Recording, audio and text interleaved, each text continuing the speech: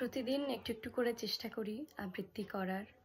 যারা আবৃত্তি শোনেন, যারা আমার এগিয়ে চলার পথটাকে আরও বেশি সাথে থেকে, পাশে থেকে আমাকে অনুপ্রেরণা দিচ্ছেন প্রত্যেক দিন, তাদের প্রত্যেককে থ্যাংক ইউ ভেরি মাচ।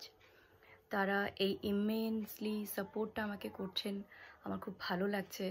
এই জন্যে এন্ড অফ দ্য ডে সমস্ত কাজ সেরেও, মানে গরমের মধ্যেও ফ্যান অফ করে ভিডিও করাটা আমার কাছে মানে খুব আনন্দের বিষয়। একটু কষ্ট হয় গরমের মধ্যে, কারণ ফ্যানের জন্যে অনেক সময় আবৃত্তি করার সময় শোনা যায় না, সাউন্ডটা খুব ক্লিয়ার আসে না। অনেকেই এটা নিয়ে বলেন আর কি। এটা সত্যি একটা কমপ্লেনের মতো আমার মানে ফিল হয়েছে যে আমি আরও কিভাবে বেটার করতে পারবো। কোনো জায়গায় আমার সব থেকে বেস্টটা দেওয়ার চেষ্টা করব। প্লিজ যারা আমার পাশে ছিলে, আছো এবং ভবিষ্যতে আমি খুবই আশাবাদী যে সবাই আমার পাশে থাকবে। যারা প্রত্যেক দিন আমার ভিডিও দেখেন, লাইক করেন, কিছু কমেন্ট রেখে যান, সেটাই আমার কাছে অনেক বড় একটা প্রাপ্তি। Thank you so much.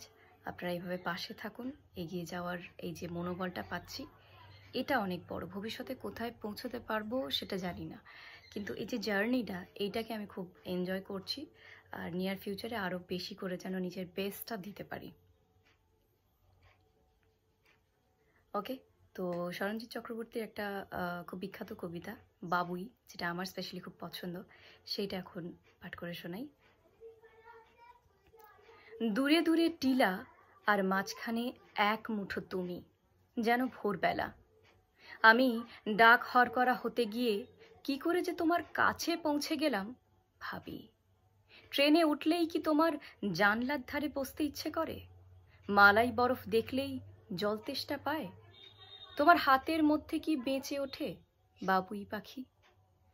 মা নেই কতদিন, বাবুই বলে ডাকার মানুষজন ক্রমে কমে আসছে চারিদিকে।